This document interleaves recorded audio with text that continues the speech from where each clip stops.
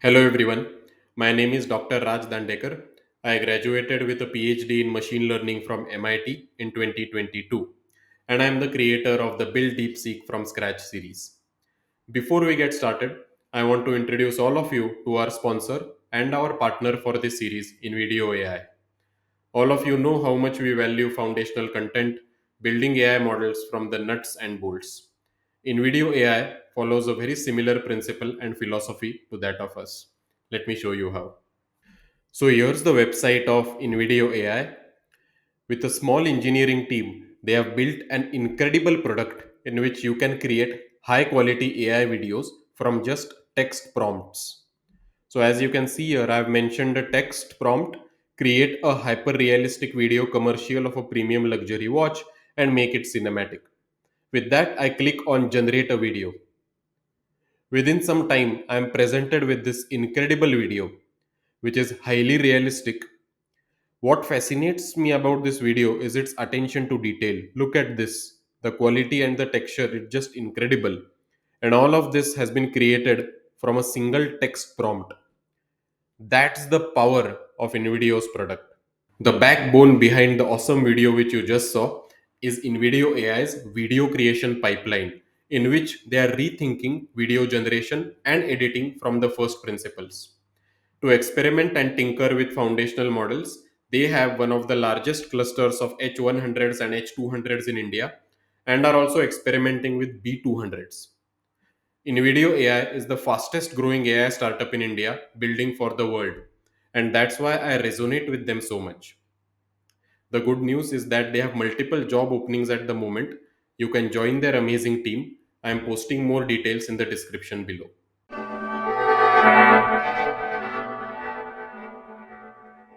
Hello, everyone, and welcome to this lecture in the Build DeepSeek from Scratch series.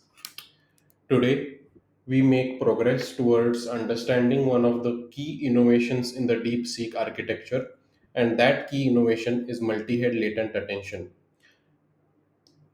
DeepSeek, when they wrote the architecture of the model, which was eventually going to transform the whole LLM landscape, one of the key innovations was this concept of multi-head latent attention.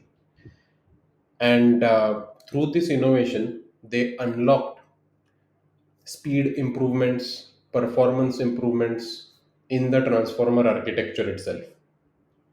Now, to understand multi-head latent attention, we cannot go to understand this concept directly.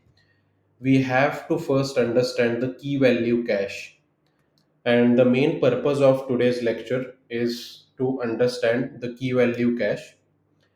So I'm going to divide today's lecture in three parts. First, I'm going to explain to you what exactly happens during the inference time of a language model. Second, we are going to understand what is this key value cache and why do we really need it. And third thing which we'll understand is that once we understand why we need the key value cache, how to implement the key value cache.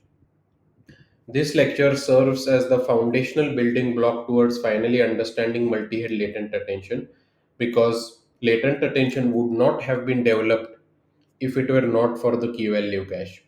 At the end of today's lecture, we'll see that key value cache has some disadvantages.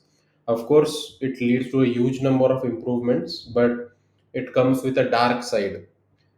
And to deal with this dark side of key value cache, latent attention was ultimately innovated. But to understand the dark side of the key value cache, we'll need to first understand the concept in a lot of detail. I took a long time to prepare this lecture because I want all of us to understand every single thing from the very basics. So, most of the lecture is going to be on the whiteboard, where, as always, I'll explain everything from scratch. And then, towards the end of the lecture, we also have a coding component. So, if you recall what all we have covered in this series so far, first we started with the concept of self attention, then we learnt about causal attention, and in the previous lecture, we learnt about multi head attention. If you have followed until this part, then you are aware of the concept of attention, and now you are fully ready and equipped to understand the key value cache. So, without any further delay, let's get started with this very important concept. One more thing before we go ahead is that if you look at the OpenAI API and its pricing, let's look at the pricing for this GPT-4, which is mentioned over here. It's about $30 per million token. Now we have another GPT-4 here with 32K, that's $60 per million tokens. So why is there a price difference of two times? One thing to note here is that this 32K or 32,000 is the context size. For GPT-4, the context size is just 8,000, but here the context size is 32,000. This clearly shows that if the context size actually increases, the price also increases proportionately. And today we are going to learn that the key value cache is one very major reason for this price increase. Once we implement the key value cache, it comes with certain limitations. And that's why those limitations depend on the context size. And that's why as you increase the context size, OpenAI charges you a lot more. This also will be clear once we reach the end of today's lecture. Okay. So the first thing which we have to understand in this lecture is that key value cache or KV cache only comes into picture during the inference stage of LLMs. And that's the most important thing to notice. So people who are watching this, stop and think whether your concept about pre-training and inference is clear. Okay. So when an LLM is used, it's actually decomposed into two parts. First, we have to pre-train the language model. First, we have to pre-train the language model, and then you get a pre-trained LLM. On the pre-trained LLM, then you perform inference, which means you ask questions and then the LLM responds.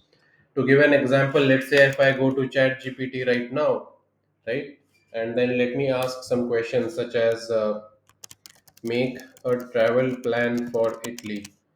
If I ask this question right now, I'm not doing pre training here. I'm in the inference stage because the model which is printing this response is already pre trained. But here, the pre trained model is used for inference, which means for predicting one new token every single time. And key value cache, the whole discussion which we are going to do in today's lecture only applies during the inference stage of the language model. This means that imagine your model is pre-trained.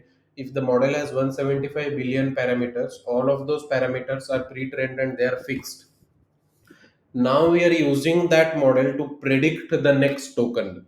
So what actually happens during the inference stage is that it's a next token prediction task, right? So we are going to predict the next token during the inference stage.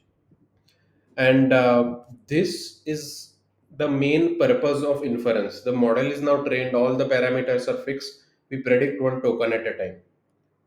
So the first concept to understand is that key value cache only is applicable during the inference stage. So first let us understand what actually happens during the inference pipeline of language models. So let's say we ask or we give some sentence to the language model. And here I have a simple demonstration for you where I have given some prompt such as the next day is bright and I'm using GPT-2. This is a pre-trained GPT-2. Okay. I'm going to pass this prompt to GPT-2 and then you will see that the model prints out one token each time. See over here what is happening. One new token is being printed each time during the inference stage. So the next day is bright, and then the next token is and the next token is sunny, etc.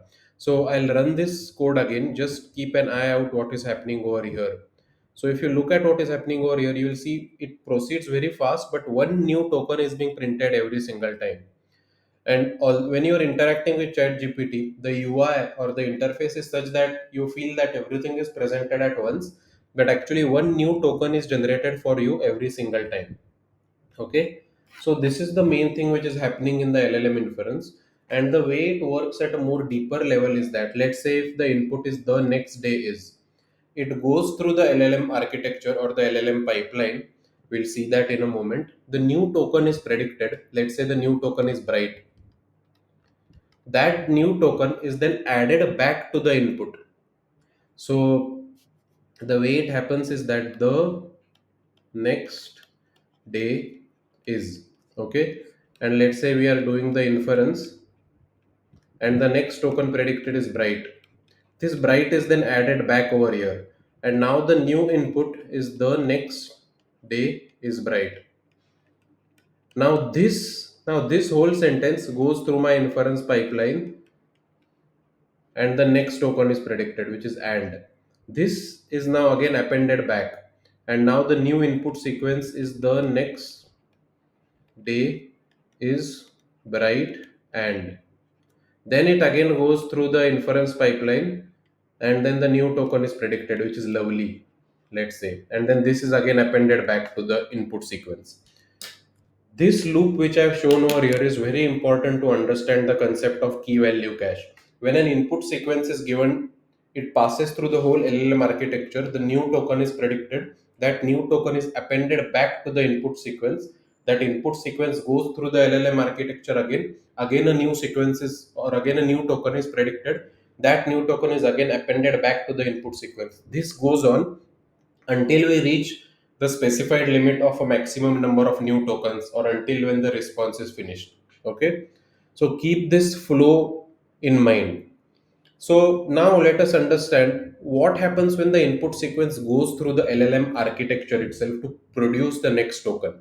So if you remember what we have learned in the previous lecture, entire this is the sequence through which the input tokens or input sequence actually passes. They first go through the data pre-processing pipeline, which is this whole. They are tokenized, then they are converted into token embeddings. Positional embeddings are added. The input embeddings then go into the transformer block. In the transformer block, there are all of these different layers, and then we finally come out of the transformer block, go through another layer of normalization, have an output layer, and the next token is predicted. Okay, now I want you to understand some very key things over here. Let's say the input is the next day is, okay, the input is the next day is, and what I want to do is that after is I want to predict the next token. What happens through this entire architecture now is that all of these are converted into input embeddings, and they are passed to the transformer. This much is fine. Now, this all of these input embeddings go through layer normalization, then they go through multi-head attention. Now, this is that part where, so we have to predict what's the next token which comes after is, right? So in this part, we actually get the attention scores between is and all the other tokens. And then what we do is that at this stage, we get the context vector for is. We get the context vector for is, okay, which is the last token in my input sequence. We get the context vector for is, and then the key thing to remember is that this context vector then goes through all of these other sequences, and ultimately there is something like a Logits matrix which comes out, which means that when is the context, or when is we are focusing on is as the query, and if the vocabulary size is 50,000, we get this vector of probabilities with length of 50,000, and then in this vector we look at that index with the highest probability, and that is going to be my next token, which is bright. So this is how the next token prediction task actually happens. And let me explain this once more, because I think this is the most important part to understand the key value cache, and I don't think many people actually understand this in detail, right? So what I'm trying to say over here is that this my task is the, let me increase the thickness a bit over here. Let's say the input is the next day is, that's the input, right? And what I want to do is that I want to pass this input through this entire architecture, and I want to predict the next token. So the way this next token is predicted is that at the end of this architecture I get something like a Logits matrix, and the Logits matrix is actually computed for all the tokens the next day is, and then this is a 50,000 vector, this is a 50,000 dimensional vector, this is a 50,000 dimensional vector, this is a 50,000 dimensional vector. The size of all of these is 50,000 because that's my vocabulary size. One very important thing to remember here is that to predict the next token, I don't care about these at all. I don't care about this. I only look at the logits vector for is. I only look at the logits vector for is, and I look at that index which has the highest probability, and then I decode that index, and that predicts the next token. This insight is very important. When this entire input sequence goes through this architecture and finally we get the logits matrix, only the last row of the logits matrix, which is the vector corresponding to is, that's the most important. Now, what does this mean? This last row of the logits matrix ultimately depends on the context vector for is. This last row of the logits matrix, so if we get the context vector for is over here, after this point, the other tokens don't matter at all. The other tokens the next day only matter after we come out of the attention block. Why? Because in the attention block, we need to get the attention scores between is and all the other tokens, right?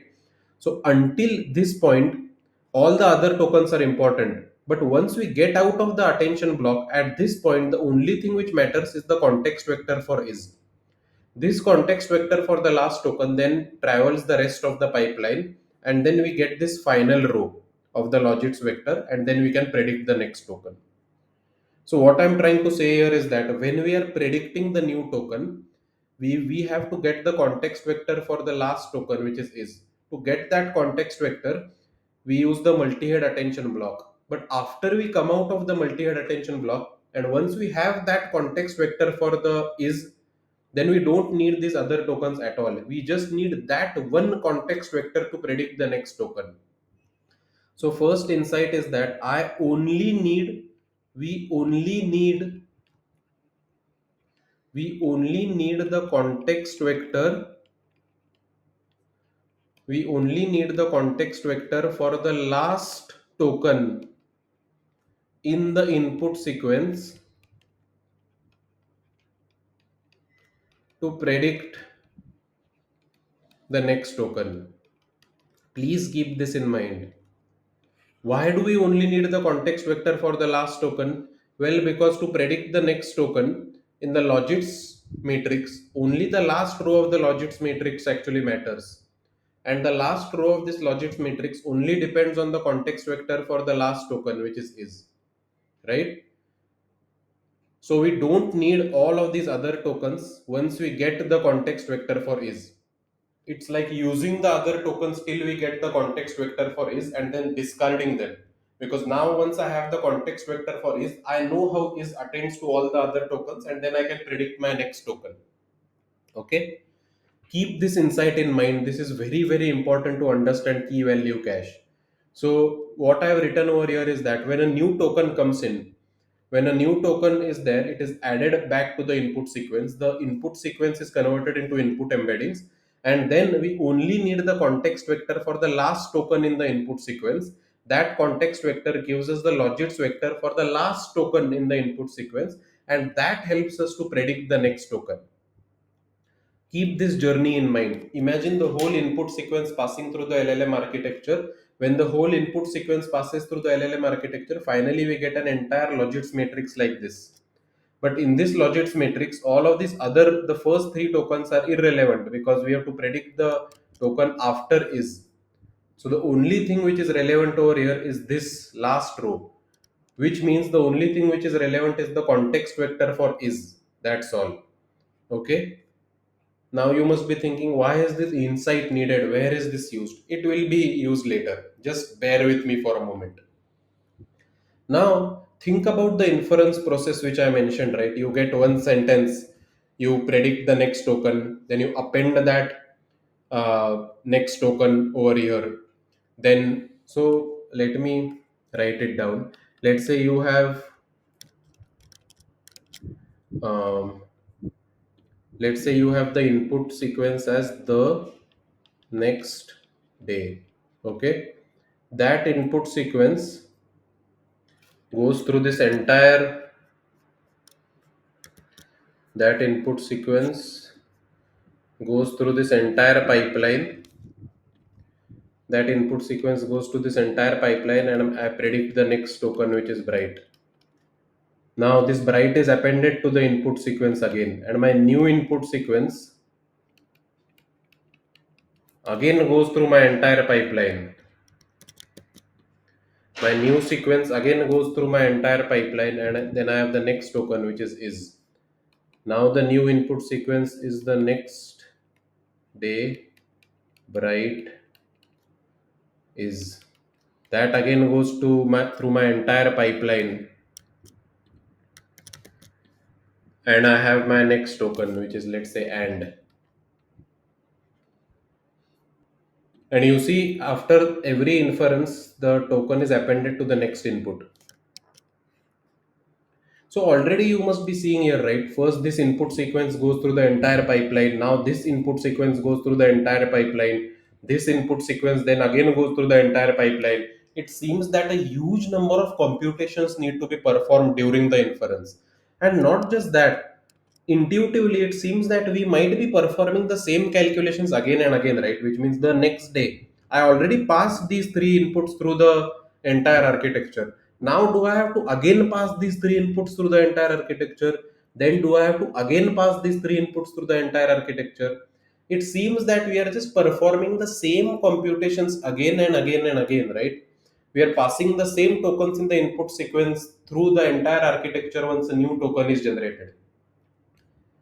So just understand or intuitively imagine you have constructed the LLM and you are getting the inference, but you think about the fact that actually a lot of in computations need to be performed during inference, and maybe we are repeating the computations.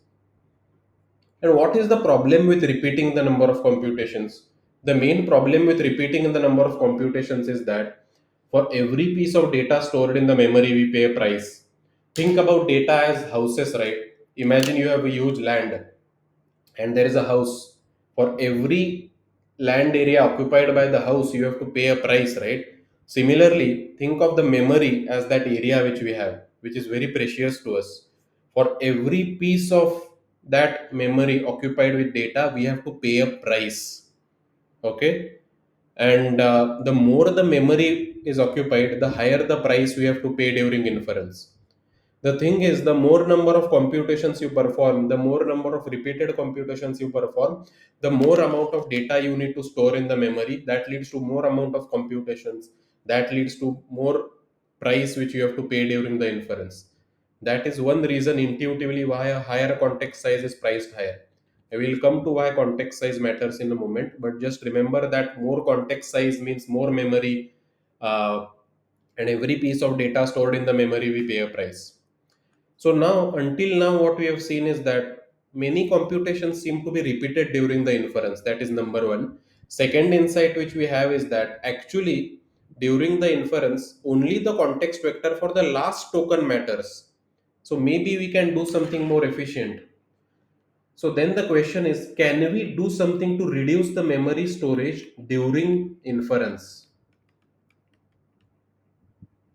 And once you start asking this question, that once you intuitively realize that, okay, I seem to be doing so many repeated computations during the inference, can I do something to reduce the memory storage? And this is where the key value cache, or this is where the KV cache actually comes into the picture. We will now see mathematically.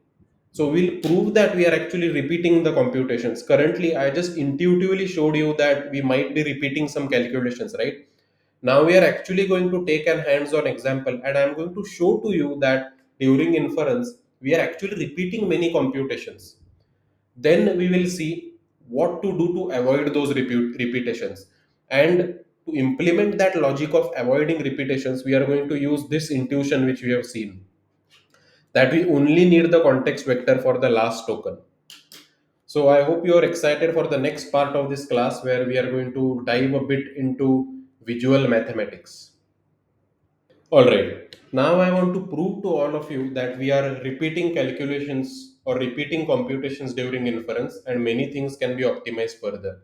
Let me prove that to you. So first we have to look at the self-attention mechanism, and we have seen this a lot in the previous classes. If you are not aware of this mechanism, I encourage you to go through the previous classes. So here's what happens during the attention mechanism, right? Let's say the input is the next day is. Okay, so imagine now that when we are looking at the attention mechanism, we are focusing on this block right now. Okay, so here's what happens. The input is the next day is, that's the input sequence, and we are considering an 8-dimensional input sequence, and we have 4 tokens. That's why the input embedding matrix is 4 by 8. We multiply it with the trainable query weight matrix, trainable key weight matrix, and trainable value weight matrix. That gives us the queries matrix, the keys matrix, and the values matrix. Okay, all of these are 4 by 4. Then we multiply the queries with the keys transpose, and that gives us the attention scores.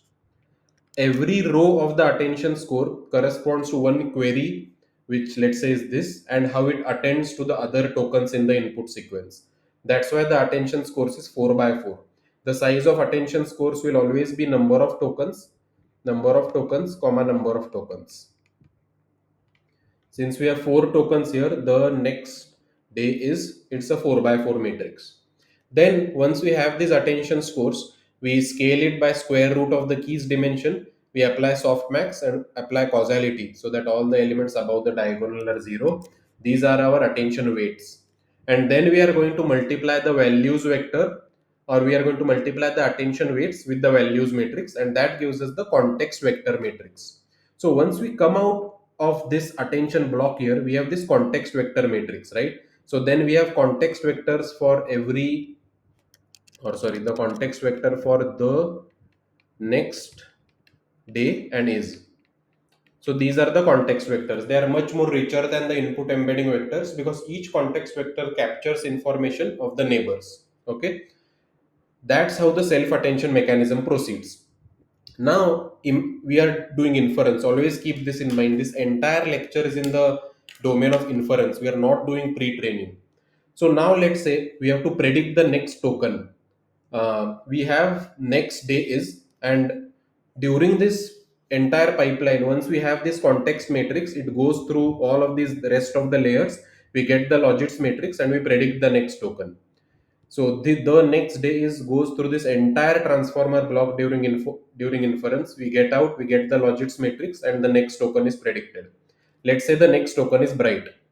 Now, uh, imagine or remember what I told you. The bright, which is the next token, will be appended to the previous input. So now during the next inference stage, my new input matrix becomes the next day is bright, correct? So now my input matrix is 5 by 8 because there are 5 tokens now. And now this input matrix will again go through the entire attention mechanism. We'll multiply it with the queries keys values. We get the queries keys values. Now those are 5 by 4, 5 by 4, 5 by 4. The attention scores matrix is 5 by 5. The attention weights is 5 by 5, and the context matrix is now 5 by 4 because the first is for every, or sorry, the first row is for the next day is, and the last row is for bright. Okay, so now take a look at these computations and take a look at the earlier computations which we did.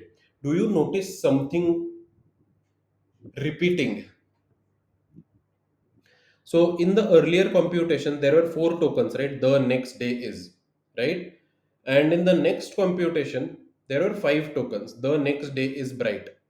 WQ, WK, and WE are the same matrices in this step and in this step.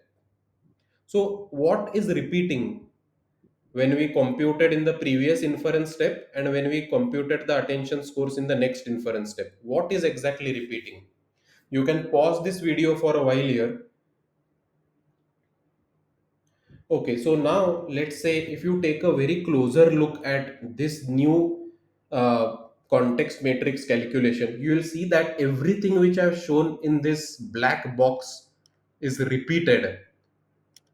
So these three which I've marked in the black box, let's say these are 4 by 4, right? The first black box is 4 by 4, the second black box is 4 by 4, and the third black box is 4 by 4.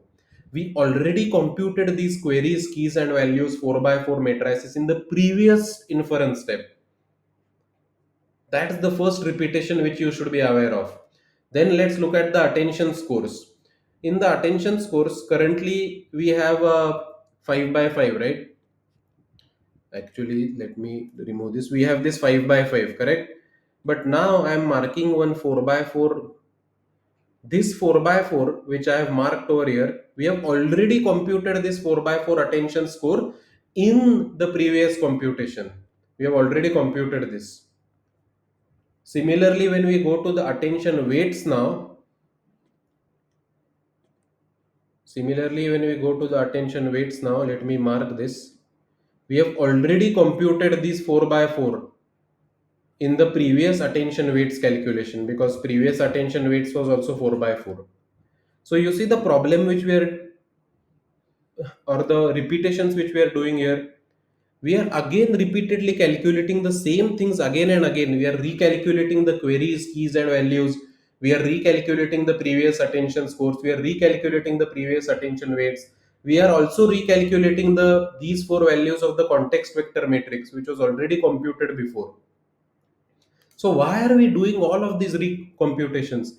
In fact, keep in mind that our whole goal of this task is to predict the next token, correct? Our whole goal of this task is to predict the next token. And from our learning before, to predict the next token after this, what do we need? To predict the next token, all we need is that to predict the next token, we only need the context vector for the last token, which means that after doing all of these repetitions, the only thing which we are going to use is this context vector for bright, because that's my last token currently. This context vector for bright is the only thing which we need to predict the next token. So why are we computing all of these things unnecessarily? So now let us formalize this and try to quantify what are we computing again and again and what can we do to solve it. So think about this, right? It looks like we are unnecessarily doing a lot of repeated calculations. Can we optimize this?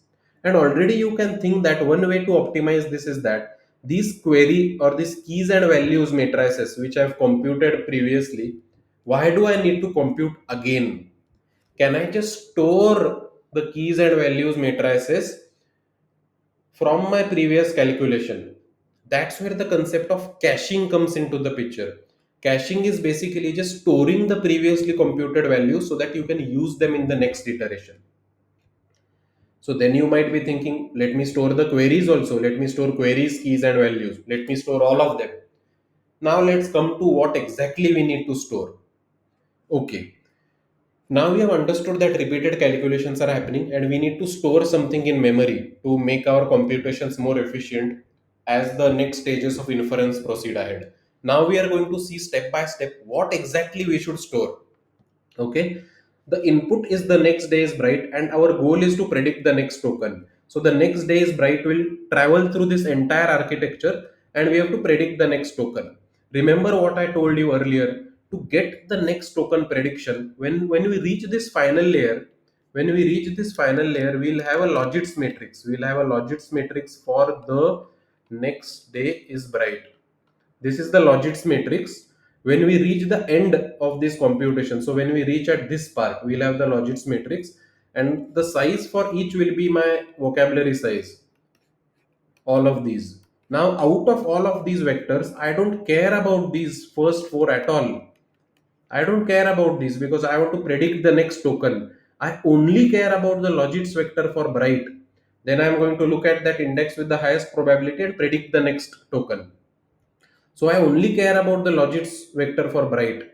As a result, I only care about the context vector for bright, which is computed at this stage. I only care about the context vector for bright. After this stage, all the other tokens do not matter to me at all. So after this point, once I get the Logits vector for bright, or sorry, once I get the context vector for bright, my context vector can go through all of these layers and only that context vector influences my Logits vector. So I only need that. I don't need other tokens after that point. So after this point, which is marked in orange right now, the earlier tokens are not needed. To generate a new token, we only need the hidden state or the context vector of the most recent token. None of the other context vectors are needed. Keep that in mind. So when you look at this context vector matrix, when you look at this context vector matrix you had obtained earlier, We don't need the entire context vector matrix. We only need the context vector which is corresponding to bright. That's the most important realization. Once you realize that you only need the context vector for bright, let's backtrack now. Okay, so we only need this. That's what we have understood up till now. We have got the whole context vector, but I don't need these other context vectors at all because they don't influence this final logits vector. So I only need the context vector for bright. Now let us backtrack and check what we actually really need. To get this context vector for bright, what do I need? How will this context vector for bright be calculated? I need the attention weights only for bright, and I will multiply it with the entire values matrix. That will get me the context vector for bright. So I need the attention weights for bright and I need the values matrix. How do I get the attention weights for brights? To get the attention weights for brights, I need the attention scores for bright, which means how bright relates to all the other tokens, right? The next day is bright. I need to get these attention scores. These are these attention scores 1 comma 5. So I need 5 values 1 by 5. How do I get these attention scores? I get these attention scores because I need only the query vector for bright multiplied with the keys transpose.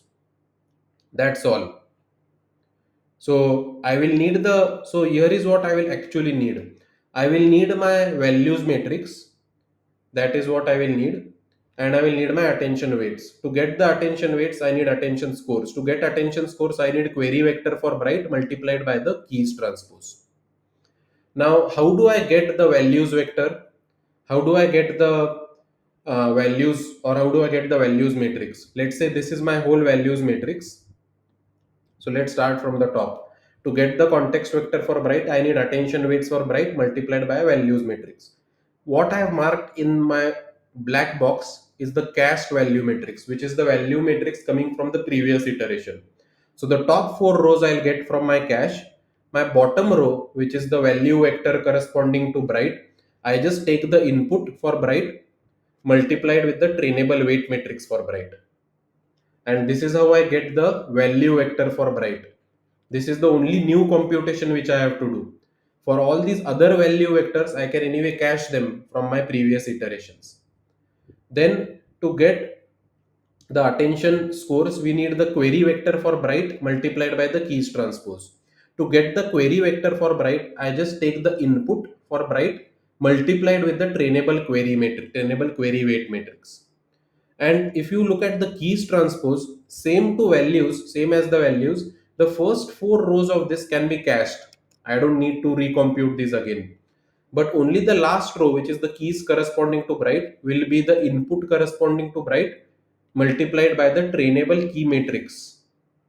That's all. So if I zoom out a bit, these three boxes, number 1, number 2, and number 3, are the only three new computations I need to do for every inference.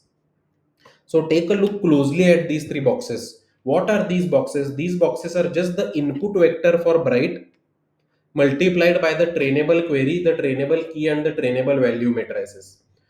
And these trainable matrices, this WQ, WK, and WE are already fixed because WK, WQ, and WE are fixed during pre-training. We don't need to compute them again. So they are already fixed. I don't even need to cache them. They are fixed values. They are fixed during pre-training.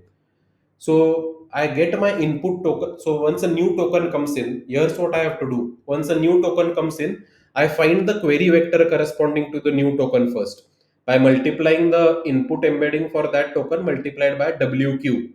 Then I get the query vector for the new token. Okay. Then what I do is that I have already cached my previous keys. Then I compute the new key vector for the new token. I compute the key vector for the new token by multiplying the input embedding with WK. This is the key vector for the new token. I do not compute the key vectors for the previous tokens because they are cached. Then I augment my new key vector with my previous cache to get the whole keys matrix. Then I multiply the query vector with the keys transpose. I get my attention scores. I scale them, apply softmax and causality to get my attention weights. Once I have my weights, I calculate the values vector for the only the new token. By multiplying the input embedding with WE, I get the value vector for the new token. And then to get the values matrix, I just append the new values vector with the cached values. So I don't compute this cache again. And then I multiply the attention weights multiplied by this value vector, and I get only the context vector for bright. That's it. I only get the context vector for bright. I don't care about the other context vectors at all. So again, if I zoom out, pay careful attention to how many caches I need. I only need to cache the keys, and I only need to cache the values. I don't need to cache the queries at all, because I just need the new query vector for my new token. Since we only need to cache keys and values, this is called as key value cache. This is called as key value cache, and sometimes it is also referred to as the KV cache. So once we cache the keys and the values, every time a new token comes in, we don't need to recompute those previous keys and values.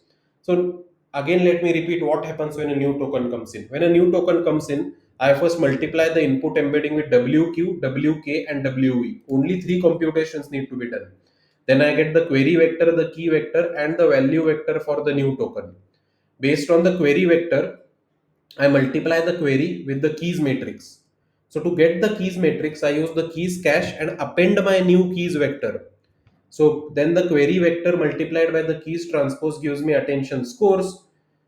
Then I get the attention weights, and then I use the cached value matrix and append the new value vector for the new token. That's how I get my new values matrix. Then I multiply my attention weights with the new values matrix, and that's how I get my context vector for the new token. That's it. Then we get the context vector for bright, and then this context vector at this stage, then it passes through the rest of the architecture. When it comes out, we get the logits vector. We get the logits vector only for bright. Then we look at this logits vector and we find that index with the highest probability, and that gives us the next token. This is what is meant by key value cache. We just store the previous keys and values. But to understand key value cache, it is very important to understand this intuition that to generate a new token, we only need the context vector of the most recent token. In this case, it was bright. And this insight actually helped us to know what to cache. So once we got this insight that I only need this new context vector, then you see how we backtracked. Then we know what all to cache, right? Then it becomes very easy. We only need to cache the keys and the values. We don't need to cache queries. That's all, and only three new computations need to be done every time a new token comes in. The token embedding multiplied by WQ, WK, and WE. That's all. Then the keys are appended to the cache, the values are appended to the cache, and we get the context vector for the new token. That saves a huge amount of computations during inference. We don't need to compute every single thing again and again like we saw over here. These black boxes were recomputed again and again, right? All right. So until now, what we have learned is that we need to cache the keys and the values matrices, and this is called as the key value cache. We don't need to store or cache the queries matrix at all. Now, what's the use of the key value cache? The main use of the key value cache is that as the number of input tokens increases, the amount of compute time increases linearly, which means that we can speed up the computations by a huge factor. Why do we speed up the computations? Because we are not doing repeating calculations again and again. Earlier, if you notice what was happening here is that the next day we get bright is appended, then the next day is used again for the next calculation, then it's used again for the next calculation. These repeated calculations lead to quadratic computations or quadratic complexity. What quadratic complexity actually means is that as the number of tokens increases, if we don't do caching, the amount of computations which we need to do increase in a quadratic manner.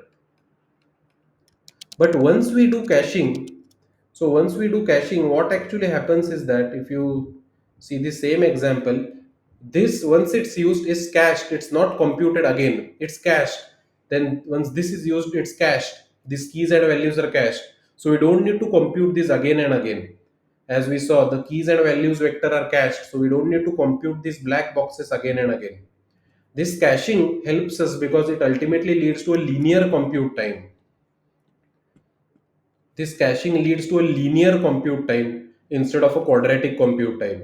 So as the input tokens increase, the compute time increases linearly, not quadratically. So once we use the k value cache, computation speed up because we don't recompute the same thing again and again and again. That's the whole advantage of using a key value cache, that we can just store the variables in memory, and then we don't need to reuse or we don't need to recompute the same thing again and again. Remember, when we recompute the same thing, the number of computations increase, then the cost also increases. As we saw earlier, every single compute instance takes cost. So the moment we reduce the number of computations, we reduce the cost, and that's the key advantage of key value cache. So it seems that everything is amazing, right? This key value cache, we can cache things in memory, we can store them, and that reduces the number of computations. So it's good for us, right? What are the disadvantages? Well, the key value cache, remember I told you that it comes with a dark side. The key value cache comes with a dark side, and that is with respect to the size of the key value cache. Um, Whenever we store something in memory, it takes up space in the memory, so we have to pay more. So speed is important, that's fine, but another consideration is memory, right? We are avoiding recomputations, but the disadvantage is that we are storing something in memory. Caching essentially means that we are storing something, right? And remember what we talked about, data taking a footprint. So every time we store something, it takes a footprint. It's like occupying land, so we have to pay the rent, we have to pay the cost. So the more amount of space which is taken up by data, the more cost it will incur. So if you take a closer look at the size of the KV cache, the way the size of the KV cache is actually computed is that, let's say we have four tokens, right? The next day is, every token will have a certain number of embedding dimension, that is equal to the number of attention heads, into the attention head dimension. This is the dimension of every input. Now the thing is, there are these many number of inputs, and the number of inputs which will be there, or the number of tokens in one sentence, is decided by the context size. So if the context size is s, in this case the context size is 4, but in large models the context size is 1000, even 10,000, 100,000, etc.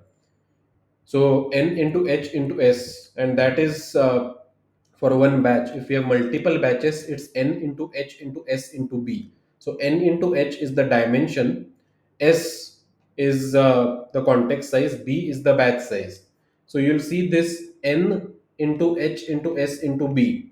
So in one transformer, the size of the cache for one transformer is this, because we have to save all of this, all these number of tokens we have to save, and their dimensions, right? So if there are four dimensions, one, two, three, four, every single thing here carries some weight, or rather it occupies some space, so we have to pay for it.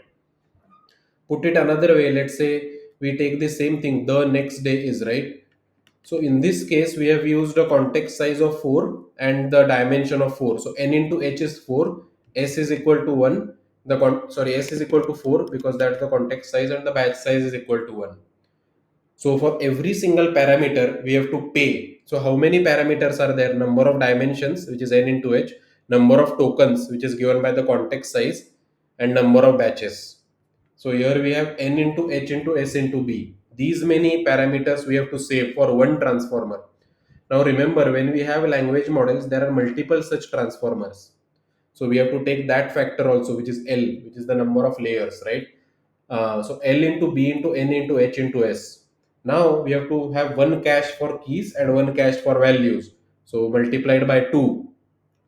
And then here we are assuming that every single thing is a floating point, which is essentially 16 bit. So we are assuming 2 bytes per floating point. So this will be further multiplied by 2. So the size of the KV cache is given by L into B into N into H into S into 2 into 2. So keep in mind here that one key variable which affects the size of the KV cache is context length. As the context length increases, the size of the KV cache increases. So we have to store more memory, or we have to store more parameters. So we have to pay more, and that is the reason why when we increase the context size, remember we saw this at the start, when we increase the context size, the amount of parameters which we need to store increases because the size of the cache also increases. And that's one reason why more context size during inference, OpenAI charges us more. So this is the size of the KV cache, right? And let's say if we have a 30 billion model whose number of transformer blocks is 48, the context size is 1024, number of dimensions is 7168, and batch size is 128. This leads to a KV cache size of 180 GB. That's huge. If we consider DeepSeek R1 or their V3 model, V3 base model, they use number of transformer blocks as 61. If we use the batch size equal to 1 during inference, then the number of attention heads which they have is 128, and the size of each, or the dimension of each head is 128, and the context size is actually 100,000. So in this case, if you multiply all of this, the KV cache size becomes equal to 400 GB. That's huge. This is huge amount of size, and once that is stored in the memory, that reduces, or that uh, this much amount of parameter stored in memory will reduce the other computations also, will reduce the speed of other computations also. We'll have to pay more for this much amount of storage. So then you might be wondering, how does DeepSeek charge so less during inference? It's because they figured out ways to deal with this. They don't use this variant of the KV cache at all. In fact, this plot also shows that as you, so here is GPT-3 small, then we have GPT-3 medium, GPT-3 large, GPT-3 XL.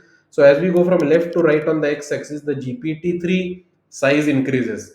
And as you see, as the model size increases, the number of transformer blocks increase, the number of attention heads increase. There you will see on the red we have the KV cache size, and the blue is the number of parameters. So number of parameters of course increase, but if you look at this red curve, it's the KV cache size that increases by a huge amount. In fact, it increases in a quadratic or slightly accelerated manner as the size of the model increases. That's one huge disadvantage of the KV cache. KV cache speeds up things, but it takes space. And this dark side of the KV cache is that it takes space, then we have to pay more. It reduces the speed of my other computations because my memory is now occupied. All of this needs to be solved. And to solve this, multi-head latent attention is one mechanism. And then eventually we'll understand multi-head latent attention once you understand this dark side of k-value cache. But remember, this dark side is what motivated people to later have things like multi-query attention, group query attention, which we'll learn about. And then ultimately DeepSeek invented latent attention, or multi-head latent attention, to deal with this dark side. All right. I hope now you have understood the KV cache advantages, disadvantages, etc. I just want to end this lecture by showing you a small code which I have implemented, and that compares GPT-2 inference with and without KV cache. So let's go over here right now. Let me run this once more. So if you see over here, what I have done is that I have done something very simple. I have again used GPT-2. I have we scroll down a bit. Yeah, I've again used GPT-2, which is the model which I've used from Hugging Face. Then the prompt is the next day is bright, and I'm generating 100 new tokens. Okay. And in one case, I'm printing it with KV caching, and in another case, I'm printing it without KV caching. So let's run this right now. When you run this, so these were my previous results, but I will also show it to you real time while running so that you have an understanding. So now, actually, let me run this once more to show you exactly what is happening here. The with KV caching proceeds so fast that we can't even see it. So now, yeah, see this with KV caching is already completed now. It took 2 seconds, and without KV caching, it's still running. So without KV caching, it's still printing right now as I'm speaking, and it has taken 6.7697 seconds. So see the difference here. When we use cache equal to true, the time taken for GPT-2 to run this inference and to produce 100 new tokens is very low. That's the advantage of KV cache. Remember, we don't need to recompute. So the inference time becomes quick. And when we use cache equal to false, the time taken increases by almost three times. So let me run this again. So you'll see with KV cache, it's done already. It took 2 seconds to print out the next 100 tokens. And without KV cache, it's still running right now.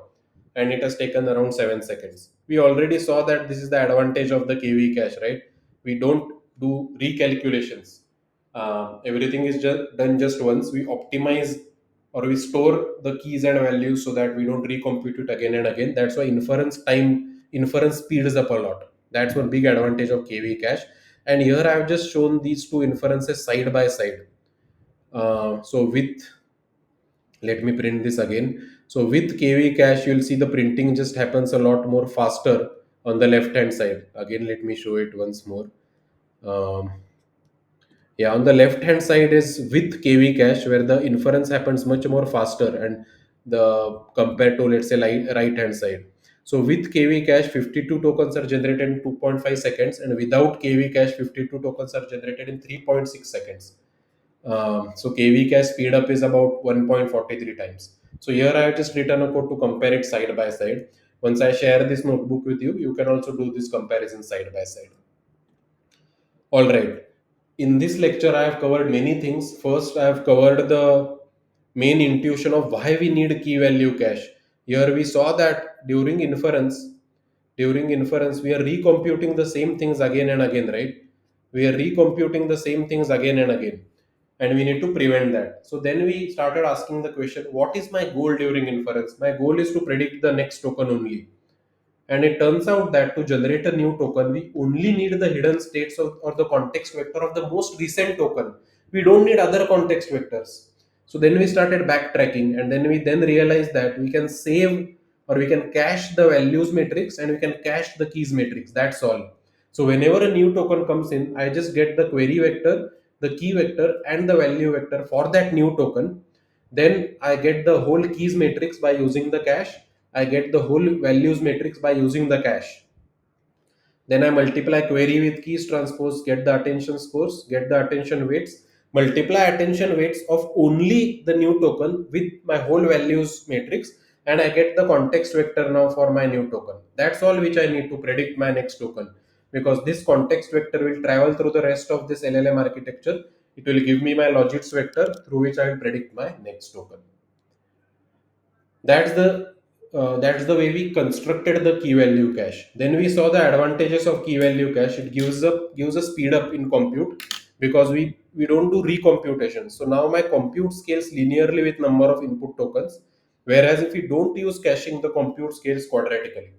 And we saw this in code also. We saw that when we use caching, the inference is very fast, and without caching, the inference is three times slower. But KV caching comes with a dark side. That dark side is that there is a size of KV cache which scales with respect to the number of transformer blocks, number of attention heads, the context length, etc. And that's why, by the way, GPT charges us higher for larger context length. Why? Because the higher the context length, higher the number of transformer blocks, higher the number of attention heads, the size of the KV cache grows, and we need to store that much because we are caching. Remember, so for DeepSeek R1, we saw that the size of the KV cache becomes as high as 400 GB. Of course, they did not use this during inference because that would have meant that they have to pay more. So their inference price, which they charge to consumers, would also increase. But it's very low. How do they do that? There are now a huge number of innovations which we'll start discussing from the next lecture onwards to understand how the KV cache memory problem is solved. The first innovation is multi-query attention. The second innovation is grouped query attention. DeepSeek did not use these, but we need to understand this before ultimately understanding multi-head latent attention, which is what DeepSeek invented. It's an incredible technique, but to understand this, we need to now understand multi-query attention and grouped query attention, which we'll start seeing in the next lecture.